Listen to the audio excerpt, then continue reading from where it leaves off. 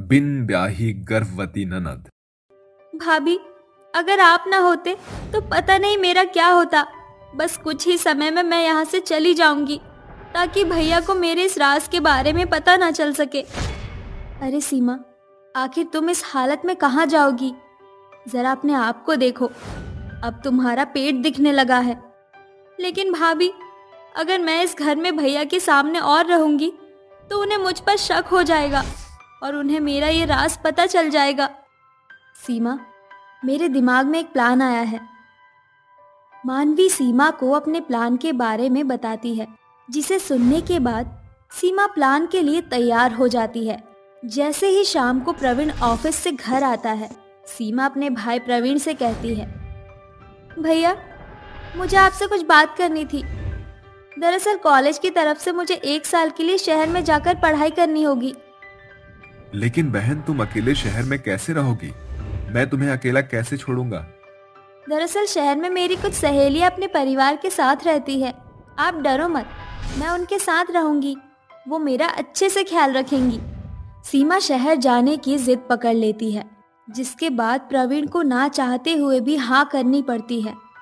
चलो ठीक है, अब तुम इतनी जिद कर रही हो तो तुम चली जाओ, लेकिन मन लगाकर पढ़ाई करना। सीमा बहुत खुश होती है और अपना बैग पैक करके घर से चली जाती है।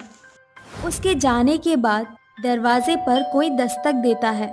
अरे अब कौन आ गया? मैं ही देख लेता हूँ। प्रवीण दरवाजा खोलता है और दरवाजे पर एक बुरखे में औरत खड़ी होती है। जी कहिए, आप कौन हैं और आपको किससे मिलना है? तभी मानवी आती है और प्रवीण से कहती है, अजी ये मेरी दोस्त है, कुछ समय के लिए मेरे पास रुकने आई है। मानवी बुरखे वाली औरत को अपने घर ले आती है, जिसके बाद वो प्रवीण को कमरे में लेकर जाती है और उससे कहती है, देखिए, मेरी सहेली अभी गर्भवती है और उसका पति उसे छोड़कर चला गया है। इसीलिए मैंने सोचा कि उसकी देखभाल के लिए मैं उसे यहीं बुला लूं। उसे यहाँ बुलाकर मैंने कोई गलती तो नहीं की ना? अरे नहीं नहीं, ये तो बहुत अच्छा काम है। आखिर ये औरत भी तो मेरी बहन की तरह है। ऐसा कहकर प्रवीण वहाँ से चला जाता है, जिसके बाद मानवी बुरखे वाली औरत को सीमा के कमरे में लेकर जाती है। जैसे ही वो औरत अपना बुरखा ऊपर करती है, वो और कोई नहीं बल्कि सीमा ही होती है। देखा, मैंने कहा था ना, तुम्हारे भैया तुम्हें पहचान नहीं पाएंगे। अब तुम अपने पूरे 9 महीने आराम से निकाल सकती हो। आखिर एक भाभी होकर मानवी अपनी ननद की प्रेगनेंसी अपने पति से क्यों छुपा रही थी? चलिए, ये जानने के लिए कहानी में आगे बढ़ते हैं। अगले दिन सुबह, अजी ये लीजिए, मैंने आपका लंच पैक कर दिया है। अरे तुम्हारी जो सहेली आई हुई थी, क्या वो अभी तक नींद से जागी नहीं है? अजी गर्भवती के चलते डॉक्टर ने उसे आराम करने के लिए कहा है। आप चिंता मत कीजिए, थोड़ी देर में वो उठ जाएगी। प्रवीण के जाने के बाद सीमा बुरखे के साथ बाहर आती है, जिसके बाद वो अपनी भाभी से कहती है, अरे भाभी, अच्छा हुआ आपने भैया को संभाल लिया। अब मुझे मेरा सपना पूरा करने के लिए कोई नहीं रोक सकता। ऐसे ही धीरे धीरे सीमा का कुछ समय बीतने लगता है और वो बुरखे की मदद से अपने यहाँ गर्भवती के कुछ महीने आराम से बिता लेती है। कभी चटपटे गोलगप्पे खाके तो कभी अपनी भाभी के हाथों का स्वादिष्ट स्वादिष्ट खाना खाकर देखते देखते गर्भवती अवस्था में पूरे 8 महीने गुजर जाते हैं।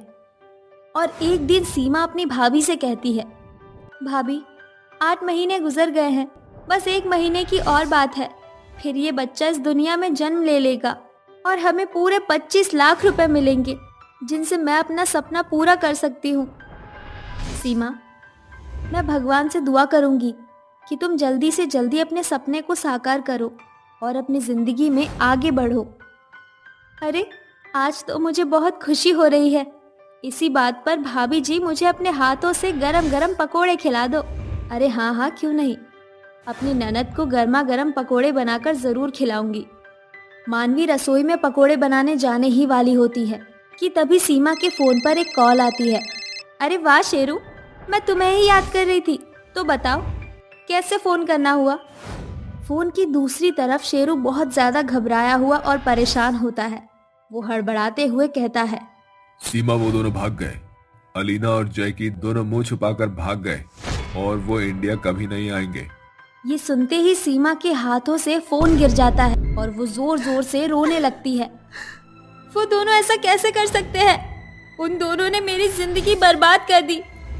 वो अपना बच्चा लिए बिना यहाँ से कैसे भाग सकते हैं? मैं उनको यहाँ से नहीं जाने दे सकती। अरे सीमा, आखिर हुआ क्या है? कुछ बताओ तो सही। अलीना और जैकी दोनों अपना बच्चा छोड़कर मुझे फंसाकर यहाँ से चले गए। सीमा तुरंत अपना बुर्खा उतारती है और उन दोनों को ढूंढने के लिए निकल पड़ती है।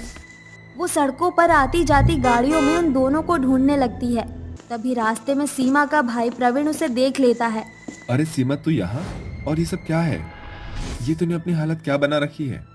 सीमा को कुछ समझ नहीं आता और वो रोते हुए अपने भाई के गले लग जाती है, जिसके बाद प्रवीण उसे वापस घर लेकर आता है। तुम दोनों ननद भाभी ने मुझसे जितने झूठ बोलने थे बोल लिए। अब मुझे सब कुछ सच सच बताओ, आखिर ये सब कैसे हुआ? एक दिन मैं अपने डांस कंपटीशन से वापस आ रही थी। आप तो जानते ही हो कि मैं हीरोइन बनने के लिए पैसे जोड़ रही थी, लेकिन मेरे पास इतने पैसे नहीं थे। मुझे मुंबई जाकर हीरोइन बनना था। तभी मुझे एक दिन अलीना और जैकी मिले। वो एक ऐसी औरत ढूंढ रही थी जो शारीरिक रूप से स्वस्थ हो। वो दोनों एक औरत की कोख में अपना बच्चा रखना चाहते थे। उन्होंने मुझे 25 लाख रुपए देने का वादा किया था।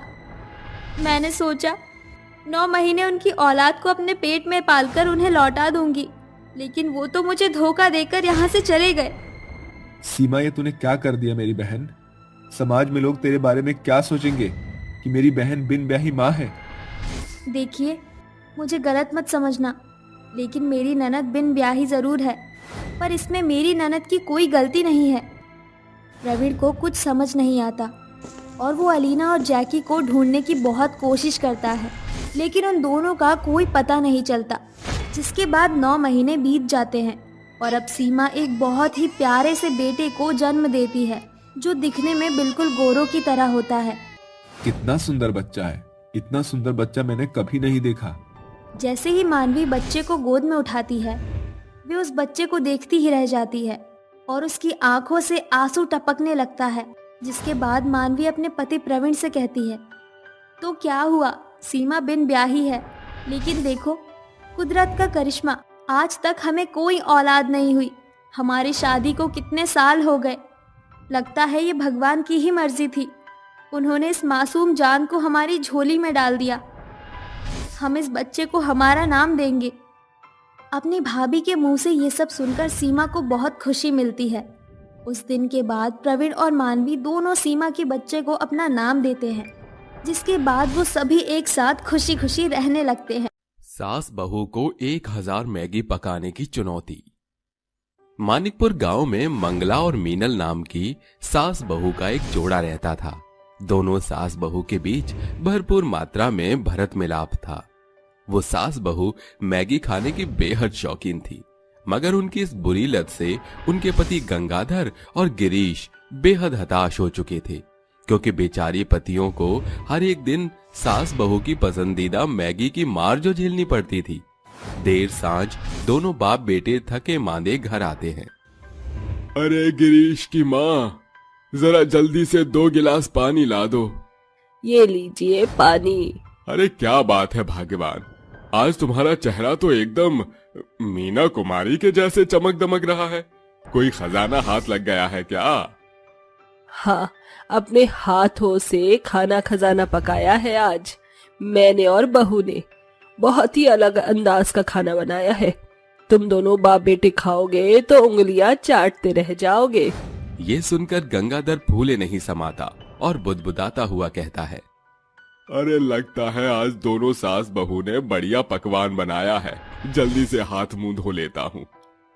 दोनों बाप बेटे हाथ मुंह धोकर टेबल पर बैठ जाते हैं। तभी गंगाधर बोलता है, अरे भगवान, और कितनी देर बाद जोहनी पड़ेगी हम बाप बेटे को।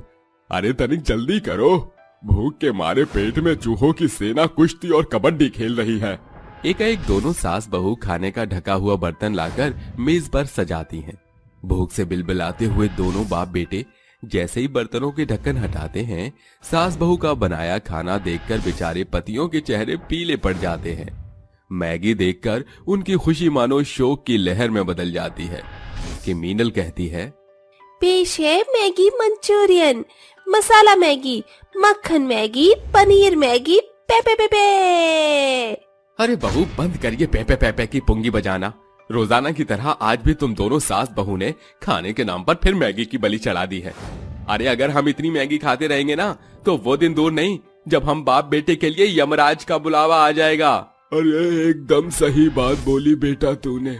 जाने इन दोनों सास बहू को इस मैगी में ऐसा भी कौन सा मेवा मिष्ठान का स्वाद आता है जो मैगी के लिए मचलती रहती हैं। ये सुनकर मैगी खाने की शौकीन सास बहू डायलॉग बाजी करते हुए कहती है, बस बहुत हो गया। अब हम सास बहू अपनी मनपसंद मैगी के खिलाफ एक शब्द नहीं सुनेंगे। अरे 2 मिनट की मैगी की कीमत आप क्या जानो गिरीश बाबू। हम सास बहू की जुबान की स्वाद है ये मैगी। अरे बंद करो तुम दोनों सास बहू ये बोलबाला। जिन हाथों से ये मैगी मसाला, मैगी मंचूरियन रज रज के बनाया है, कभी इन हाथों से खाने लायक खाना भी बना लिया करो। अरे दुनिया में दाल चावल की हड़ताल नहीं पड़ी है। तुम दोनों बाप बेटे एक ही थाली के चट्टे बट्टे हो। दाल भात चोखा के आगे तुम्हें कुछ भाता ही नहीं है। एकाएक मैगी के पीछे सास बहू और बाप बेटे के बीच महाभारत शुरू हो जाती है। मानो हिरोशिमा और नागासाकी आमने सामने आ खड़े हों। थक हार कर बेचारे बाप बेटे देर रात घर से निकलकर कहते हैं, अरे लाख समझाने बुझाने के बावजूद भी मैगी के पीछे ससुरी सास बहू का पेट पहाड़ हो गया है। मती मारी गई है इनकी। आज फिर हम बाप बेटे को खकनू के ढाबे पर खाना खाना पड़ेगा। भूख से बिलबिलाते बेचारे बाप बेटी खकनू की दुकान पर जाते हैं, जहां वो उन्हें छेड़ते हुए कहता है, क्या बात है चच्चा, फिर मैगी के मार झेले के मिली क्या? अरे बड़े भैया तुम ही बता दो। अरे खकनू क्या बताएं, मैगी की दीवानी सास बहू ने तो नाक में दम कर दिया है। घर में बीवी के रहते भी बेहतर खाना नसीब नहीं होता। अरे भैया आखिरकार कब तक ऐसे चुप्पी साधे रहोगे? ऐसा कुछो करो कि आपकी मेहरियां मैगी खाइल छोड़ दें। अरे खकनू, इन सास बहू की मैगी ने हमारा माथा खाली कर दिया है। तेरे पास कोई तरकीब है तो बता। देखो चच्चा, जौने लेक से लोहा ही लोहा को काटत है, ई सास बहू की मैगी इन्हें मात दे सकत है। आप ई दोनों सास बहू के सामने 1000 पैकेट मैगी पकावे की चुनौती दो और हार जाए पर मुआवजे के तौर पर हमेशा के लिए इनके मैगी खाने पे पाबंदी लगा दो। दोनों बाप बेटे को खकनू की दी हुई सुनहरी सोच जंच जाती है, जिसके बाद अगली सुबह वो इस शर्त को सास बहू के सामने रखते हैं, माँ और मीनल, आज हमारे घर में दावत है जिसमें पूरा गांव देहात शामिल होगा। दावत में आप दोनों को महज मैगी पकानी है। बस ये तो हम सास बहू के बाएं हाथ का खेल है। अरे बौराई खुरा के जैसे बकर बकर न करो, पहले पूरी बात सुन लो। इस दावत में तुम दोनों सास बहू को 2 घंटे के भीतर पूरे 1000 पैकेट मैगी पकाना है, जिसके लिए तुम्हें चूल्हे, मसाला और परात का पुख्ता प्रबंध मिलेगा। अगर तुम दोनों सास बहू निर्धारित समय में 1000 पैकेट मैगी पकाकर पूरे गांव देहात को परोसने में सफल हो गईं, तो फिर पूरी जिंदगी हम बाप बेटे बिना आनाकानी के तुम्हें मैगी खाने देंगे। ये सुनकर मैगी खाने की शौकीन सास बहू का चेहरा खुशी से खिल उठता है और जोश में आकर सास बहू शर्त स्वीकार कर लेती हैं, जिसके बाद दोनों के पति उन्हें गंगाधर और गिरीश गिन चुनकर पूरे 1000 मैगी के पैकेट्स लाकर देते हैं।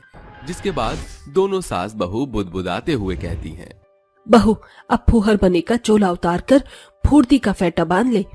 अगर हम सास बहू ने दिए समय विधि में 1000 मैगी के पैकेट पकाने में हम सफल हो गए, तो मैगी खाने के खातिर हमें अपने पतियों की किलकिल नहीं सुननी पड़ेगी। अरे माँ जी, 2 मिनट में बनने वाली मैगी के लिए हम सास बहू को 2 घंटे मिले हैं। ये 1000 पैकेट मैगी पकाने की चुनौती तो हम सास बहू चुटकियों में जीत जाएंगे।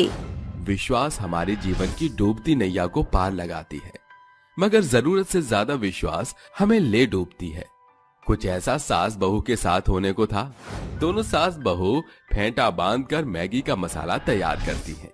जहां बहू प्याज काटते हुए आंसू बहा रही थी, वहीं सास मिर्च मसाला तैयार कर रही थी। कुछ देर बाद, अरे बहू, जरा जल्दी जल्दी हाथ चला। मैगी का मसाला तैयार करने और प्याज की कटाई में ही पौना घंटा बीत गया। चल चूल्हे पर हांडी चढ़ाते हैं। दोनों सास बहू चूल्हे पर हांडी चढ़ाकर समय की घंटी के कारण अधपके मसले में पूरे 1000 पैकेट की मैगी को उड़ेल देती। बावजूद इसके बीच ही पूरे 2 घंटे बीत जाते हैं, जिसके बाद उनके पति कहते हैं, अरे आप दोनों सास बहू दिए 2 घंटों में 1000 पैकेट मैगी पकाने की चुनौती पार करने में असफल हो चुकी हो। चुनौती में हार जाने के कारण दोनों सास बहू एक दूसरे पर दोष लगाने लगती हैं। अरे धीमी चाल के चलते हम चुनौती हार गए। मैगी बनाना था हमें, मगर तू तो बीरबल की खिचड़ी बनाने लगी। वाह जी वाह, उल्टा चोर कोतवाल को डांटे। माँ जी, मुझसे पूछकर आपने इस 1000 पैकेट मैगी पकाने की चुनौती स्वीकार नहीं की थी। अब इस हार के चलते मेरा मन मैगी खाने को तड़पेगा। अब तुम दोनों सास बहू एक दूजे के संग कुत्ते बिल्ली की तरह खींच-पीट मत करो। हम सिर्फ तुम सास बहू को ये एहसास दिलाना चाहते थे कि अपने पसंदीदा खाने से दूर होकर मन किया छचनता है। आखिर आज आखिरी दफा जी भरकर जितनी जुगाली करनी है कर लो, क्योंकि कल से केवल दाल चावल बनेगा। आखिरकार दोनों सास बहू मैगी पकाने की चुनौती की हार के साथ उन्हें बनाकर सभी को परोसकर खुद खाते हुए कहती हैं, माँ जी, जल्दी जल्दी खा लीजिए मैगी, क्योंकि ये गांव देहात के साथ हम सास बहू की आखिरी मैगी की दावत है। कल से हमको भी दाल भात से ही अपनी भूख मिटानी पड़ेगी। इस तरह 1000 पैकेट मैगी पकाने की चुनौती में हारकर सास बहू को मुंह की खानी पड़ती है, जिसके अगले दिन मैगी की शौकीन सास बहू बेमन से दाल चावल खाती हैं। मगर समय के साथ उनको घरेलू खाने का स्वाद समझ आ चुका था। सच है साथियों, कभी कभी जिंदगी में कुछ चुनौतियां इंसान को बेहतर बना जाती हैं, तो कभी कभी वही चुनौतियां हमें जीवन से जुड़ा सुनहरा सबक सिखा जाती हैं। 5 लंबा घूंघट वाली बहू। अरे रामू, धीना, इतने फुहरेपन से काम करोगे तो कैसे काम चलेगा। जरा जल्दी जल्दी हाथ चलाओ, घर का सारा सीरा सजा दो। एक एक कोना लड़ियों से जगमगाना चाहिए। पूरे गांव देहात को पता चलना चाहिए कि आज सीता देवी के बेटों की शादी है। ये है बलिहारी गांव में रहने वाली सीता देवी, जिसके घर में सुख समृद्धि का कोई अभाव नहीं है। शायद यही कारण है जिसके चलते सीता देवी की गुमनाम गुमान से मुलाकात हो गई। इसलिए सीता देवी किसी को नहीं सुनती थी, वो तो बस अपनी बातें थोपना जानती थी। आखिरकार बेटे घोड़ी चढ़ते हैं और सीता देवी सास बनकर अपने बेटों की बारात लिए होने वाली 5 बहुओं के द्वार पर दस्तक देती है। अग्नि के 7 फेरों के साथ शादी संपन्न होती है और बहुएं घूंघट की आड़ में ससुराल आती हैं। मेरी 5 बहुओं, तुम्हारे पैर के नीचे ये जो अक्षत कलश रखा है, उसे अपनी लक्ष्मी लात लगाकर भीतर आओ। जी माँ जी। 5 बहुएं भीतर आती हैं, तभी चंपा कहती है, अरे सीता देवी, अब किस बेला का इंतजार कर रही है? चल जल्दी से अपनी 5 बहुओं का चेहरा तो दिखा। अरे ऐसे कैसे चेहरा दिखा दूं चंपा रानी, कल से पहले मेरी बहुओं का घूंघट नहीं हटेगा। चलो अब जल्दी से अपने अपने घरों को चलती बनो। इस तरह सभी औरतें अपने घर चली जाती हैं और बहुएं अपने पति के साथ कमरे में चली जाती हैं। अगली सुबह 5 बहुएं मुर्गे की बांग के साथ जगकर ससुराल में साफ सफाई का निपटारा करने के बाद नहा धोकर रसोई घर का रुख करती हैं। तभी वहाँ उनकी सास सीता आती है और उन्हें घूंघट में न पाकर बिगड़ते हुए बोलती है, बेड़ा गर्क हो तुम 5 बहुओं का। क्या हुआ सासू माँ, हम 5 से कोई भूल हो गई क्या? अरे भूल तो मुझसे हुई है, जो मैंने तुम जैसी 5 बेशर्मों को अपनी बहू बना लिया। सारी शर्म हया धोकर पी गई हो क्या? या फिर इस बात को बिसार दिया कि तुम 5 इस घर की बहू हो। इस घर की कुछ रीत रिवायत के अनुसार घर की बहुएं 8 पहर घूंघट में रहती है, समझी? सास के खौफ से बेचारी बहुएं अपने सिर पर पल्लू कर लेती हैं। तभी सीता माथा पकड़े हुए कहती है, हे राम, सिर्फ साड़ी का पल्ला सर पर रखने से बात नहीं बनेगी। तुम पांचों का चेहरा इस घूंघट की आड़ में ढका रहना चाहिए, वरना मुझसे बुरा कोई नहीं होगा। ये सुनकर बेचारी पांचों बहुओं का चेहरा पीला पड़ जाता है और पांचों अपना चेहरा पूरी तरह से घूंघट में ढक लेती हैं। अब लग रही हो तुम संस्कारी बहुएं। आखिरकार शर्म हया ही तो औरतों का पहला गहना होता है। तुम्हें समझाने बुझाने में समय का पता ही नहीं चला। चलो, तुम पांचों के पति दफ्तर जाने वाले हैं। सबसे पहले कुछ मीठा बनाकर चूल्हा पूजन करो और फिर जल्दी से खाना बनाओ। जी माँ जी। सास के खौफ के मारे सहमी बेचारी पांचों बहुएं घूंघट की आड़ में ही खाना पकाती हैं, जिसके बाद वो एक साथ खाना लेकर हॉल आती हैं। तभी लंबे घूंघट में कुछ न नजर आने के चलते परिणति जमीन पर गिर जाती है। बेड़ा गर्क हो इस बेढंगी बहू का, सारा का सारा रायता फैला दिया। माँ जी, इतने लंबे घूंघट में सही से सुध नहीं मिल पा रही कि कहाँ सीढ़ियाँ हैं और कहाँ दीवार। मंजली बहू, तेरी सास ने ये बाल धूप में बैठकर सफेद नहीं किए। तुम बहुओं की बहानेबाजियां मैं अच्छे से समझती हूँ। अब मुझे घूरना बंद कर और घूंघट कर, बेशरम बला। माँ, एक तो वो बेचारी गिर गई, ऐसे में उसके घाव की बजाय आपकी सुई सिर्फ घूंघट पर टिकी है। वाहरी मेरे लाल, एक ही दिन में जोरू का गुलाम हो गया। जब मैं बहाकर आई थी तब मैंने भी बरसों घूंघट किया है और फिर पुरानियां कह गए हैं ससुराल शासन का दूसरा नाम है, और ये प्रथा तो सदियों से चली आ रही है। बहुओं का घूंघट संस्कृति का जोड़ है। सीता देवी की बेबुनियाद बातों के आगे बेटे और बहू दोनों ही चुप्पी साध लेते हैं, क्योंकि वो जानते थे कि सीता देवी तो समझने से रही। अरे अब बुत बनकर खड़ी क्या हो, अपने अपने पतियों की थाली में खाना परोसो। पांचों बहुएं कप कपाते हाथों से खाना परोसती हैं कि रोशनी से हाथों से खाना थाली की बजाय टेबल पर गिर जाता है। ये देखकर सीता फिर बिगड़ती है। अरे मेरी बेअकल बहू, तेरी आंख है कि बटन? खाने का एक भी दाना थाली में तो गया नहीं, सारा खाना टेबल पर पसार दिया। माफ कर दीजिए माँ जी, मैं अभी साफ किए देती हूँ। माँ, अब मैं बोलूंगा तो मैं भी विनोद भैया की तरह बुरा बन जाऊंगा। अगर जब उस बेचारी को इस लंबे चौड़े घूंघट के कारण कुछ दिख ही नहीं रहा तो उसे क्या पता कि खाना थाली में जा रहा है या टेबल पर। क्या बात है, बड़े मियाँ तो बड़े मियाँ, छोटे मियाँ सुभान अल्लाह। बीवियों के हक में दोनों भाई एक ही थाली के चट्टे बट्टे बन बैठे। सीता देवी के घर में अन्न धन की कमी नहीं। समय गुजरता जाता है। लंबे घूंघट के चलते आए दिन बहुओं से कोई न कोई गलती हो ही जाती। बावजूद इसके सास को कहाँ कोई फर्क था। सीता देवी के लिए तो उसका स्वाभिमान और सो कॉल्ड संस्कृति ही सब कुछ थी। फिर एक दिन घूंघट वाली बहुओं की सास ढेरों धुले हुए कपड़ों का थाक जानवी और मयूरा को देते हुए कहती है, जानवी और मयूरा बहू, ये तुम्हारे पतियों के कुछ कपड़े हैं, इन्हें इस्त्री कर दो। और हाँ, किसी भी कीमत पर घूंघट टस से बस नहीं होना चाहिए। माँ जी, बिना घूंघट हटाए कपड़े कैसे इस्त्री करेंगे? माँ जी, जानवी जिज्जी सही कह रही हैं। अभी घर में ना तो देवर जी हैं, ना जेठ जी, फिर क्या फर्क पड़ता है कि हम घूंघट करते हैं या नहीं? बहू रानी, बातों के चौधरी बनने से बेहतर होगा कि जाकर कपड़े इस्त्री करो, वो भी घूंघट में। बेचारी दोनों बहुएं घूंघट में कपड़ों के ढेर को ले जाकर उन्हें इस्त्री करती हैं। इधर सीता गांव में घूमती हुई औरतों की मंडली में पहुंच जाती है और कहती है, लगता है तुम चुगलखोरों की मंडली में मेरे ही चर्चे चल रहे थे, तभी तो मेरे आते ही तुमने चुप्पी साध ली। 100% सच कहा तूने सीता देवी, मगर यहाँ तेरी बहुओं की बातें चल रही है।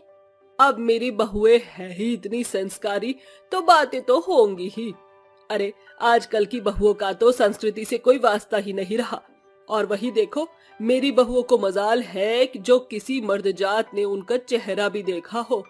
जमाने की छोड़ सीता, जानी उन बेचारी बहुओं ने खुद भी अपना चेहरा कब देखा होगा। आखिर तूने उन्हें घूंघट के घुटन में बांध के जो रखा है। अरे तूने तो बेचारी बहुओं को काठ की कठपुतली बना दिया है। चंपा की बातें सुनकर सीता बिन कुछ कहे बुदबुदाते हुए अपने घर पहुंचती है। अपनी बहू पर तो जोर चला नहीं तो मुई मंथराई पर उतर आई। माँ जी, सारे कपड़े इस्त्री हो गए हैं, ये लीजिए। अचानक से सीता की नजर जले हुए कपड़े पर पड़ती है और उसका गुस्सा 7वें आसमान पर पहुंच जाता है। अरे नास पीटी बेढंगी बहुओं, ये क्या, तुमने सारे के सारे कपड़े जला दिए। माँ जी, हमने तो कितना कहा था, मगर आपने एक ना सुनी। क्योरी करम जली, सास से जुबान लड़ाते तुम्हें शर्म नहीं आती। एक तो हमेशा बनता काम बिगाड़ती हो और बकैती करती हो। बिगड़ी हुई बाप की बिगड़ैल बेटी हो तुम। ये सुनकर पांचों बहुओं का सब्र जवाब दे जाता है और आखिरकार वो घूंघट हटा देती हैं। माँ जी, ये हमारे माँ बाप के संस्कार ही थे जो हमने आपकी हर बात मानी। बावजूद इसके आपको हम बदल ना सके। माँ जी, क्या आंख मूंद कर आप दुनिया देख सकती हैं? नहीं, तो फिर इतने बड़े घूंघट के पीछे हम कैसे देखें कि क्या बना और क्या बिगड़ रहा है? माँ जी, एक लड़की बहू बनकर ससुराल आती है तो उसके मन में बहुतेरे अरमान होते हैं। हमारे भी अरमान थे। क्या पता था कि हमारा ससुराल और ये पर्दा हम पांचों के लिए पिंजरा बन जाएगा। पांचों बहुओं की बातें सुनकर सीता बेहद शर्मसार होती है और अपनी बहुओं से कहती है, बहुओं, मुझे माफ कर दो। इतने दिनों से तुम इस घूंघट में घुट रही थी, मैं ये देख न सकी। अब तुम्हें ये घूंघट करने की कोई जरूरत नहीं।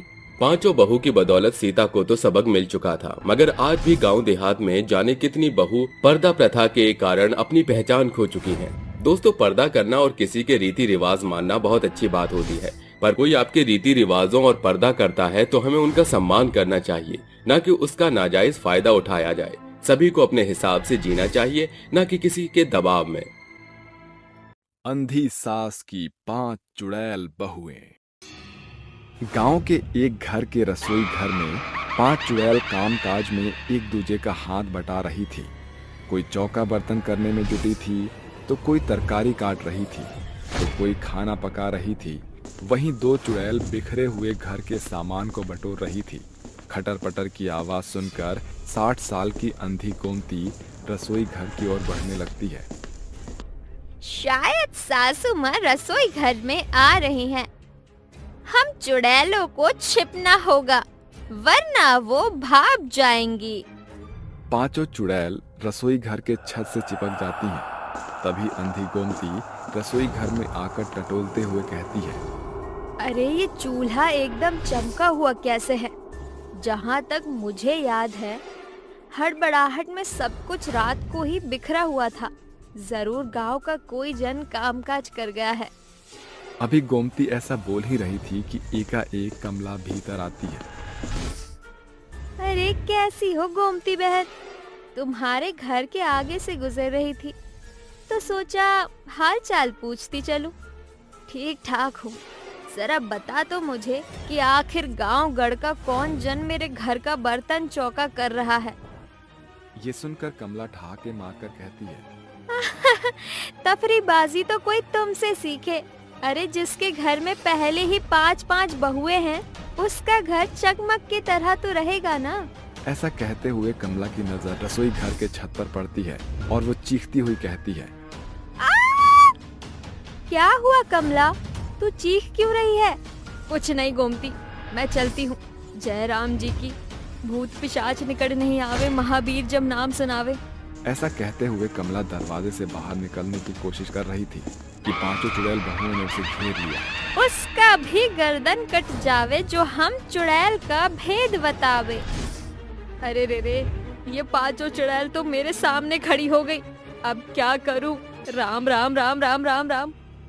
मरा मरा मरा मरा मरा। ये चुड़ैल तो राम राग गाने लगी। अरे भूतनियों, कुछ तो भूतानियत रखो। मुझे जाने दो, मैं किसी को कुछ नहीं कहूंगी। ठीक है, जाओ। अगर गलती से भी तुमने जुबान खोली तो नाम गुम जाएगा। कमला जान बचाकर वहां से निकल जाती है। देखते ही देखते सवेरे का सूरज सांझ की बेला बीतने के साथ डूब जाता है और उस रात जब चुड़ैलों की सास आंखें मूंद बिछौने पर सो रही थी, तभी 5 चुड़ैल उसके कमरे में आती हैं। देखो बहनों, सासू माँ सो गई हैं। चलो उनके पाँव दबा देते हैं। हाँ चलो। 5 चुड़ैल अपनी अंधी सास के हाथ पांव दबाने लगती है। तभी गोमती नींद से जागकर कहती है, मैं जानती हूँ कि इतने दिन से मैं जो साया महसूस कर रही थी वो मुझ अंधी का वहम नहीं था। तुम 5 मेरी बहू हो ना? एकाएक घर के सभी खिड़की दरवाजे जोर शोर से खड़कने लगते हैं। तेज आंधी तूफान घर के माहौल को भयानक आकृति का आयाम देने लगती है, जिसे भांपकर गोमती का चेहरा खौफ के मारे पीला पड़ जाता है और पांचों चुड़ैल बहुएं बोलती है, हाँ माँ जी, हम पांचों चुड़ैल बहुएं ही इतने दिन से सब संभाल रही थी। आपके आंखों की रोशनी छिन जाने के कारण हम पांचों अपनी जिम्मेदारी से मुक्त न हो सकी। इसीलिए नीति ने हम पांचों को इस दुनिया से मुक्त होने पर पाबंदी लगाई, ताकि हम चुड़ैल बहुएं अपनी अंधी सास की लाठी बनकर रहें। ये सुनकर गोमती का सर शर्म से जमीन में गड़ जाता है और वो कहती है, मैंने तुम पांचों पर दुखों का पहाड़ तोड़ा, बावजूद इसके तुम चुड़ैल होकर स्वार्थी न बनकर अपनी सास की सारथी बनी हो। ऐसा बोलते हुए गोमती बीते दिनों में खो जाती है, जब वो 5 बहू की सास बनी थी। अरे मेरी पांचों बहुओं, इस अक्षत कलश को अपने दाहिने पांव लगाकर भीतर पधारो। जी सासू माँ। अभी गोमती उनका स्वागत ही कर रही थी कि कमला बीच में कहती है, अरे गोमती, इतना भी स्वागत सत्कार न कर अपनी बहुओं का। अरे बहू बेटी उड़ते परिंदे की तरह होती है, तनिक ढील मिलते ही पिंजरा तोड़कर आसमान की उड़ान भरने लगेगी। कमला की बातें गोमती के मन में कहीं न कहीं जगह बना लेती है। गोमती जैसे तैसे बात को टाल देती है। अगली सुबह, अरे सूरज की किरण फूट पड़ी है और ये पांचों की पांचों महारानी मजे से पलंग तोड़ रही है। सही कहा था कमला ने, इनकी लगाम तो खींचनी ही पड़ेगी। ऐसा कहकर गोमती जोरों शोरों से चिल्लाने लगती है, परिणीति, रूपल, शिल्पा, छवि, रमीला, अरे कहाँ मर गई पांचों। गोमती की गुस्सैल आवाज सुनकर सभी बहुएं झटपट से नींद से जागकर उसके सामने हाजिर होती हैं। जी सासू माँ, आपने पुकारा? मुझे तो लगा था पांचों निपट गई। अरे आज तुम पांचों का ससुराल में पहला दिन है और आज ही इतनी देर से उठ रही हो। माँ जी, अभी तो सिर्फ 6 ही बजे हैं। अरे नई नवेली बहू सवेरे के 4 बजे उठती है। अब बिना वक्त गवाए जल्दी से पांचों अपने काम पर जुट जाओ। गोमती की कड़वी बातें सुनकर बेचारी बहुएं फेटा बांधकर कामकाज में भिड़ जाती है। हर दिन के साथ सास का सताव बहुओं पर बढ़ चढ़कर होने लगा था। अरे मेरी कामचोर बहू, कहाँ मर रही हो पांचों की पांचों? जी कहिए माँ जी। जब देखो फुहरपना किए रहती हो। अरे मैं तो कहती हूँ तुम पांचों से बड़ी बेढंगी बहू मैंने आज तक कभी नहीं देखी। माँ जी, हम पांचों ने अपने हिस्से का सारा काम कब का खत्म कर दिया है। वो तो देख रही हूँ, फर्श पर बैठी गंदगी चीख चीख कर तुम्हारे काम चोरी को बयान कर रही है। माँ जी, हम चाहे जितना अच्छा कर ले, आप हम बहुओं के किए में खामी निकालना कभी नहीं भूलती। सच सुनकर गोमती गुस्से से बिलबिलाती हुई परिणीति के बाल पकड़कर कहती है, बदजात कलमुही, अपनी सास से जुबान लड़ाते हुए शर्म नहीं आ रही। माँ जी, हम चारों परिणीति की गलती के लिए माफी मांगते हैं, उसे छोड़ दीजिए। ये देखकर गोमती चारों बहुओं को दूर धकेलते हुए कहती है, बहुत याराना लगता है। मुझे तो पता ही नहीं था कि मेरी बहू के बीच इतना भाईचारा है। आज पांचों को तबीयत से सूतूंगी। गोमती पांचों बहू को दरिंदों की तरह मारती है। सास की आक्रामक जातियों से तंग आकर आखिरकार 5 बहुएं पटरी पर आकर कहती हैं, अगर ससुराल शासन का गढ़ है तो हम बहू आज उससे मुक्त हो रही हैं। शायद हमारी मौत के बाद सासू माँ को हमारी कदर होगी। इस तरह पांचों बहुएं पटरियों के बीचों बीच आकर अपनी जान दे देती हैं। दूसरी तरफ गोमती मन ही मन बहुत खुश होकर कहती है, अच्छा, इन बेढंगी बहुओं से बला टली। जैसे ही मेरे बेटे शहर से लौटेंगे, कोई भी मनगढ़ंत कहानी बनाकर उनका दूजा ब्याह रचा दूंगी। गोमती की जिंदगी मजे में कट रही थी, मगर एक रोज बाजार जाते वक्त वो एक गाड़ी से दुर्घटना में बहुत घायल हो जाती है। जैसे तैसे उसकी जान तो बच जाती है, लेकिन बदकिस्मती से उसकी दोनों आंखें चली जाती है। मैंने जो मेरी बहू के संग किया है, उसी बुरे कर्मों की कटनी है जो आज मैं अंधी हो गई हूँ। काश कि मुझ बुढ़िया के बस में होता, मैं पहले का वक्त लौटा ले आती। माँ जी, गुजरा हुआ वक्त नहीं लौट सकता, मगर शायद हम आपकी आंखें लौटा दे।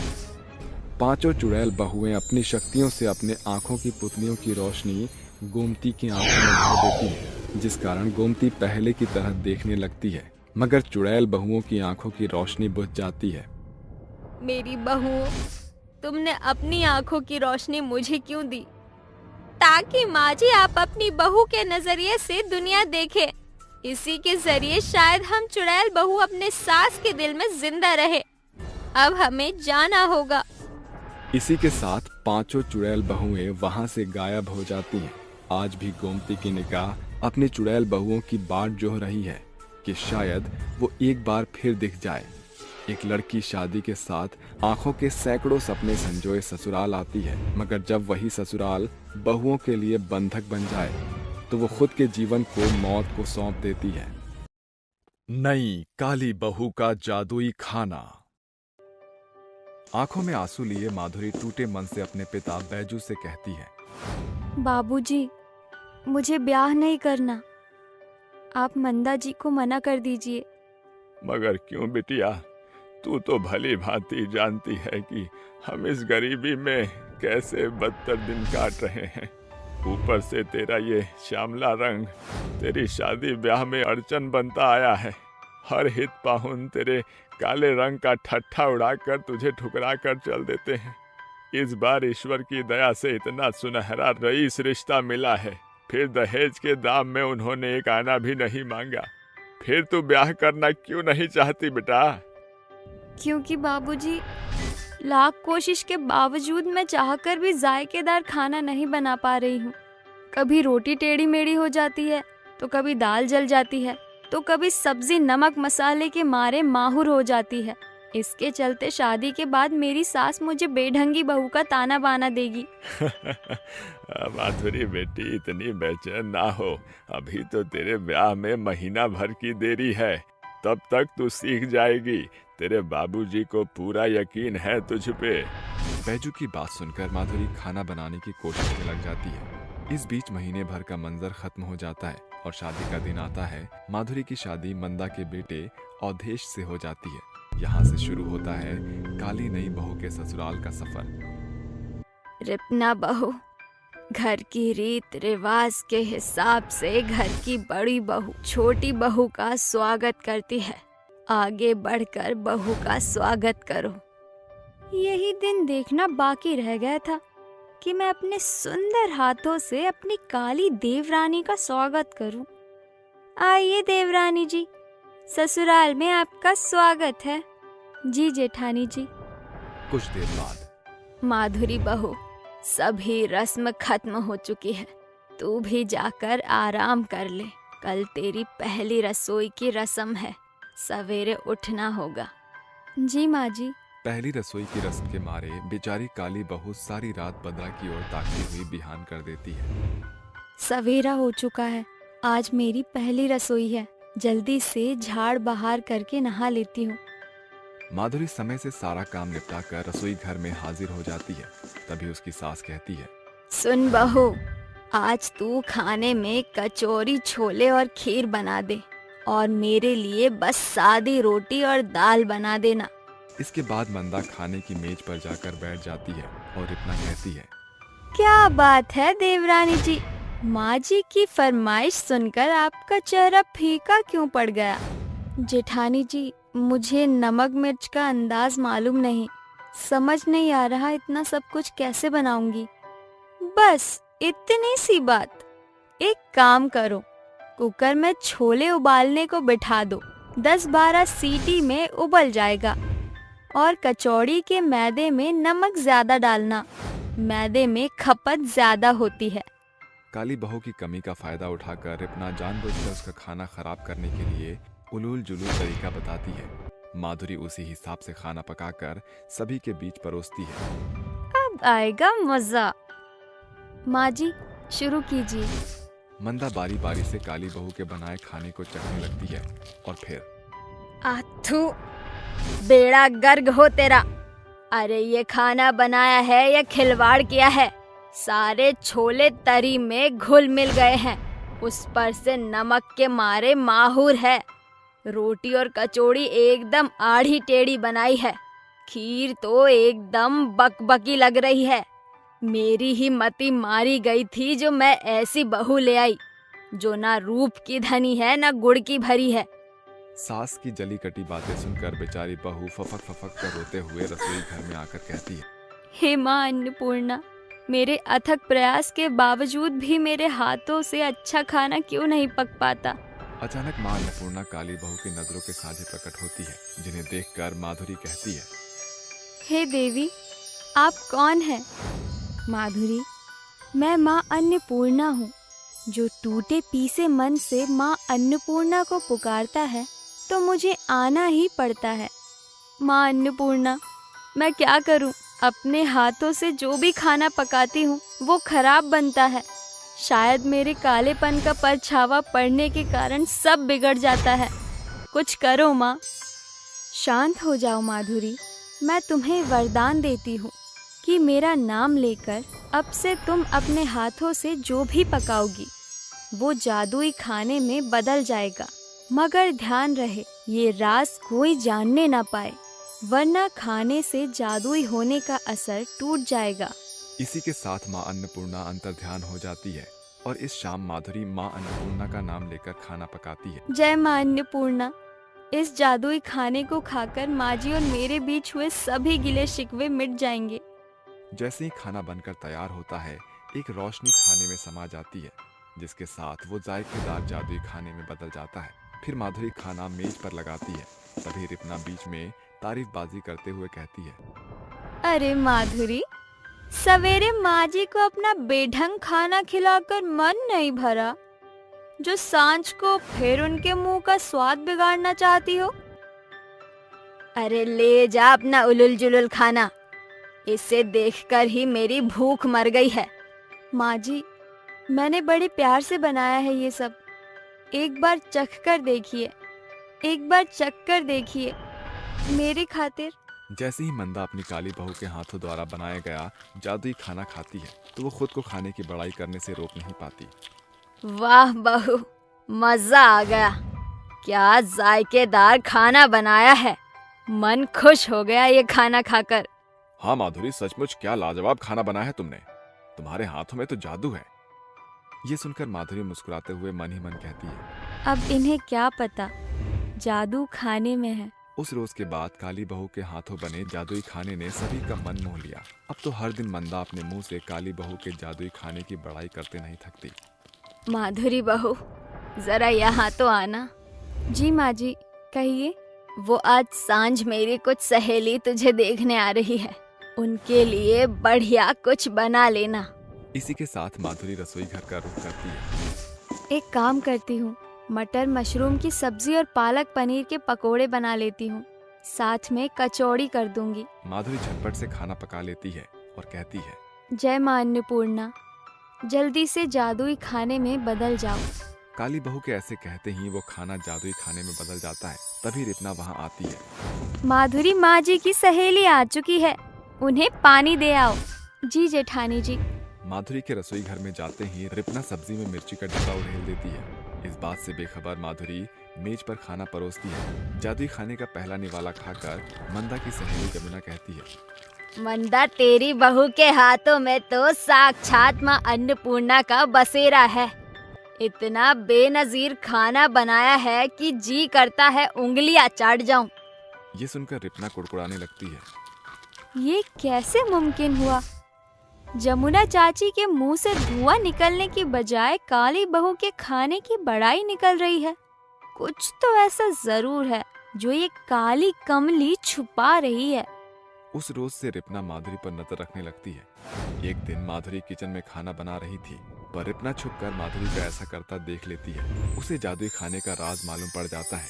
रिपना अपनी सास को बुलाहट देती है। माँ जी, जरा जल्दी से रसोई में आइए। अरे क्या बात है रिपना बहू, इतनी गर्दिश क्यों मचा रखी है? माँ जी, देवरानी जी के हाथों बने भोजन का भेद खुल गया। आप जानती भी हैं देवरानी जी जादुई खाना बनाती है, इसीलिए वो जायकेदार होता है। माँ अन्नपूर्णा ने इन्हें आशीर्वाद दिया है। रसोई घर का राज खुलता देखकर काली बहू की आंखों में आंसू भर जाते हैं और वो बोलती है, जेठानी जी, आपको मेरे जादुई खाने का राज पता चल गया। अब मेरे हाथों का खाना फिर से बिगड़ने लगेगा और मजबूरन मुझे फिर से माँ जी के ताने बाने सुनने होंगे। बेबस काली बहू के दिल में बसा बेढंगा खाने का खौफ देखकर मंदा का दिल भर आता है और वो कहती है, ना बहू, रो मत। अब तुझे तेरी सास खाना बनाना सिखाएगी, वो भी बिना ताने बाने के। ये सुनकर माधुरी के चितवन में बसा खाने का खौफ खुशी में बदल जाता है और आखिरकार काली बहू सास की आस पर खरी उतरती है, जिसके बाद काली बहू जादू पर नहीं बल्कि खुद पर निर्भर होकर लाजवाब खाना बनाने लगी थी।